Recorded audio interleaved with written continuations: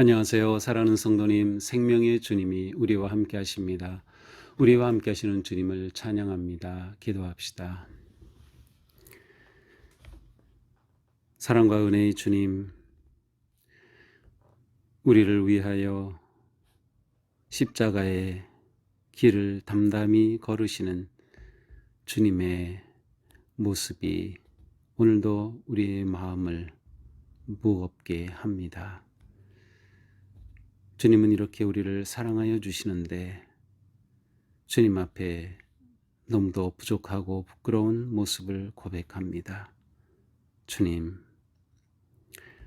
우리의 더러움을 씻어주시고 이 시간도 말씀으로 새롭게 하여 주셔서 오늘 하루의 삶이 십자가의 길을 걷는 거룩하고 아름다운 믿음의 삶, 끝까지 주님을 따르는 거룩한 헌신의 삶 되게 하여 주시옵소서. 말씀으로 세우시고 살리시고 인도하시는 주님의 큰 은혜 안에 거하게 하여 주시옵소서. 예수님 이름으로 기도합니다. 아멘. 오늘 말씀은 마태복음 27장 11절에서 26절입니다. 예수께서 총독 앞에 섰음에 총독이 물어 이르되 네가 유대인의 왕이냐? 예수께서 대답하시되 내 말이 옳도다 하시고 대제사장들과 장로들에게 고발을 당하되 아무 대답도 아니하시는지라. 이에 빌라도가 이르되 그들이 너를 쳐서 얼마나 많은 것으로 증언하는지 듣지 못하였느냐 하되 한마디도 대답하지 아니하시니 총독이 크게 놀라워하더라.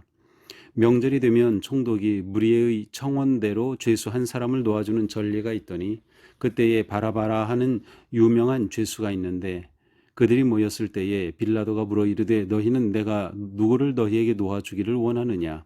바라바냐? 그리스도라 하는 예수냐? 하니 이는 그가 그들의 시기로 예수를 넘겨준 줄 알미더라. 총독이 재판석에 앉았을 때에 그의 아내가 사람을 보내어 이르되 저 옳은 사람에게 아무 상관도 하지 마옵소서. 오늘 꿈에 내가 그 사람으로 인하여 애를 많이 태웠나이다 하더라. 대제사장들과 장로들이 무리를 권하여 바라바를 달라하게 하고 예수를 죽이자 하게 하였더니 총독이 대답하여 이르되 둘 중에 누구를 너희에게 도와주기를 원하느냐? 이르되 바라바로소이다. 빌라도가 이르되 그러면 그리스도라 하는 예수를 내가 어떻게 하랴? 그들이 다 이르되 십자가에 못 박혀야 하겠나이다. 빌라도가 이르되 어찌미냐? 무슨 악한 일을 하였느냐? 그들이 더욱 소리질러 이르되 십자가에 못 박혀야 하겠나이다 하는지라. 빌라도가 아무 성과도 없이 도리어 밀란이 나려는 것을 보고 물을 가져다가 무리 앞에서 손을 씻으며 이르되 이 사람의 피에 대하여 나는 무죄하니 너희가 당하라. 백성이 다 대답하여 이르되 그 피를 우리와 우리 자손에게 돌릴지어다 하거늘.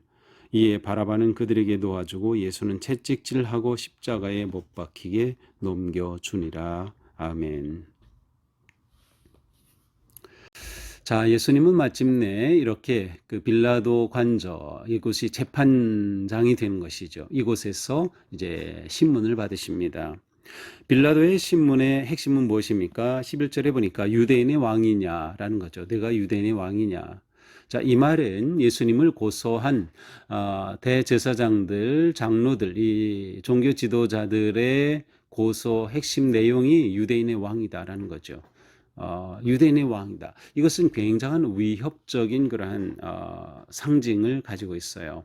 지금 이스라엘은 로마의 지배를 받고 있는데 유대인의 왕이 되었다는 것은 이 로마에 대한 반역이 일어나는 것이죠.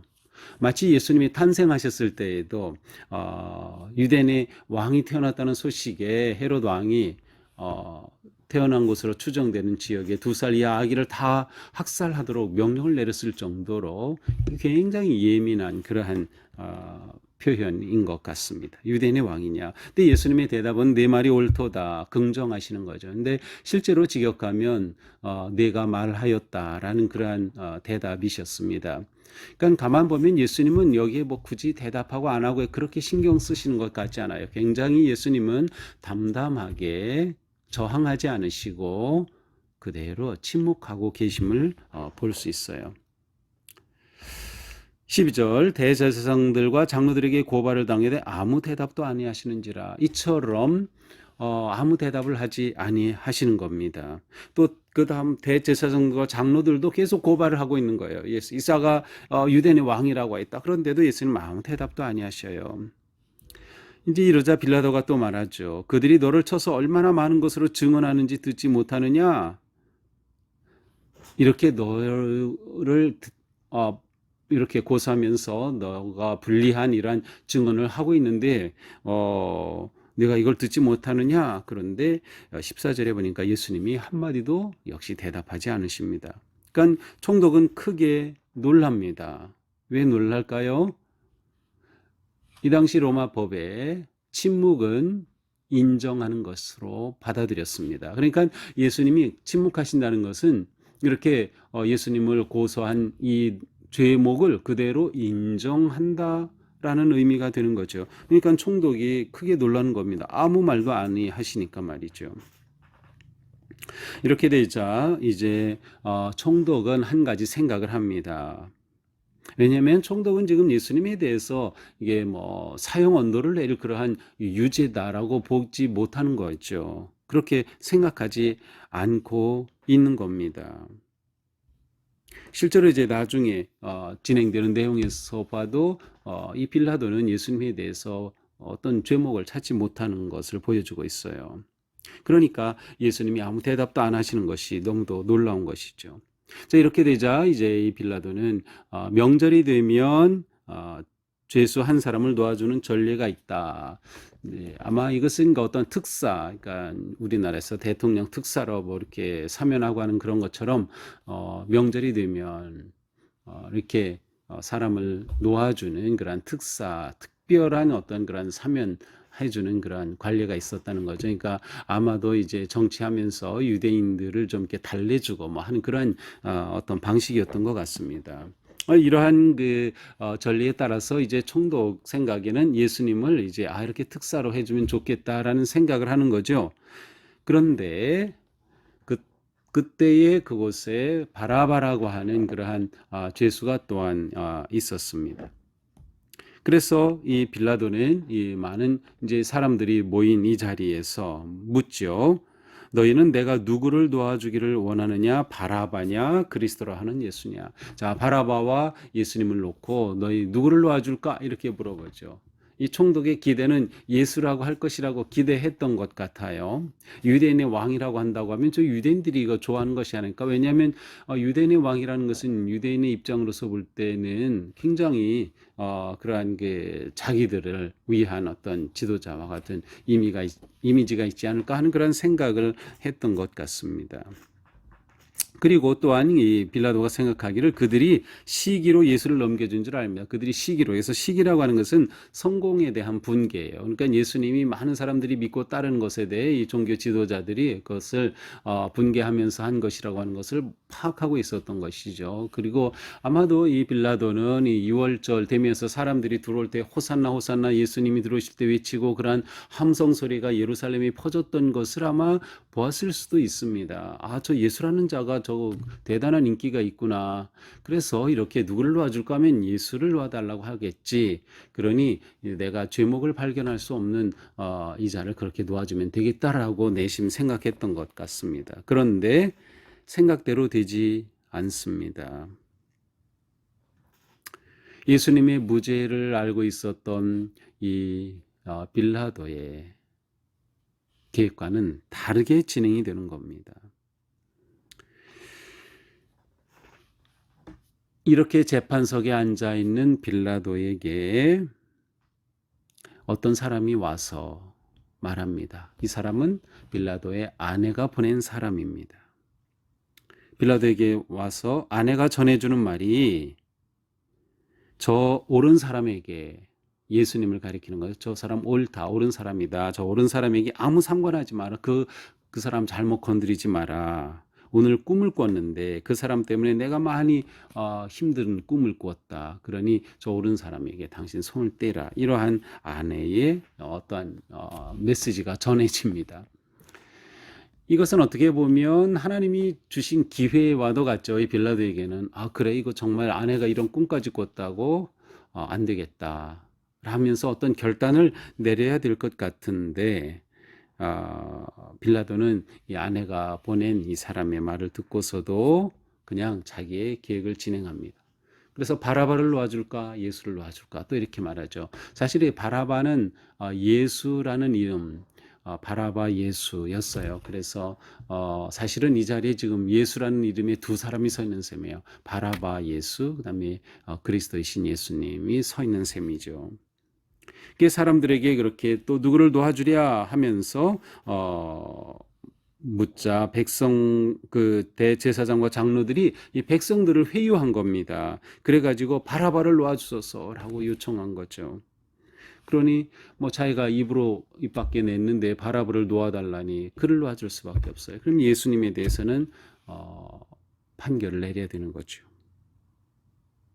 그러자 빌라도가 그러면 22절에요. 그리스도라는 예수를 어떻게 할까? 이 자를 그럼 어떻게 할까? 그러자 사람들이 십자가에 못 박혀야 하겠습니다 라고 말하죠. 그러자 빌라도가 묻어요. 아니 이 사람이 무슨 악한 일을 했길래 그러느냐? 그러자 그들이 더 소리 지르는 거예요. 십자가에 못 박혀야 하겠나이다. 이렇게 되자 빌라도는 그 군중들의 고함 소리에 위협을 느낍니다. 24절이죠. 빌라도가 아무 성과도 없이 도리어 밀란이 일어나려는 것을 보고 이거 그냥 잘못했다가는 이거 밀란이 일어나겠구나. 그래서 물을 가져다가 물에 손을 씻으면서 말하죠. 이 사람에 대해는 나는 무죄하다. 너희가 당하라. 그러면서 자신은 무죄하다고 변명합니다. 그러자 백성들이 말하죠. 그 피를 우리와 우리 자손에게 돌릴지어다. 결국 바라바는 놓아줬고 예수님은 채찍질합니다. 채찍질하는 것은 십자가에 처형하기 전 단계의 그런 형벌이죠. 채찍질하고 십자가에 못 박히도록 넘겨주고 말았습니다. 이것이 오늘의 말씀이죠. 자, 오늘 말씀을 보면서 예수님은 끝까지 침묵하고 계십니다. 아무 말씀도 안 하셔요. 마치 이사야서 53장에 있는 것처럼 도수장으로 끌려가는 양이 아무 반응도 안 하는 것, 잠잠한 양의 모습인 것처럼 예수님은 그 예언처럼 정말 아무 말씀도 하지 않으십니다. 그렇게 예수님은 십자가의 길을 가기로 결단하신 거예요. 겟세마네 동산에서 기도하실 때 이 잔 피할 수만 있다면 옮겨주십시오 기도했지만 예수님은 아버지의 뜻에 순종하기로 결단하셨어요. 따라서 십자가의 길로 향하시는 예수님은 전혀 흔들림이 없으십니다. 굳이 법정에서 변명하실 이유도 없으십니다. 침묵하심으로 십자가의 길을 걸어가심을 볼 수 있어요. 그러나 예수님을 재판하는 이러한 재판정에서 빌라도와 군중들과 그곳에 있었던 대제사장들과 장로들과 이 사람들은 진리를 보지 못하고 불의한 재판과 고소와 판단이 나오게 되는 거죠.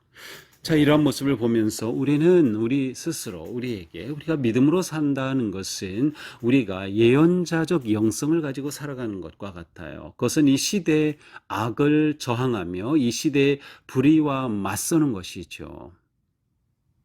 바로 오늘 본문에 나타나는 무리들과는 반대되는 그런 모습으로 살아가는 것이 우리가 믿음으로 살아가야 할 모습이에요. 그래서 우리는 예언자적 영성을 키워야만 한다. 현실에 안주하기를 거부하고 타협하기를 거부해야 합니다. 빌라도는 계속해서 타협하고 있어요. 왜? 자기의 정치적 안정이 목적이기 때문이죠. 그래서 무죄한 예수님을 십자가에 못 박도록 내어주고 말았어요.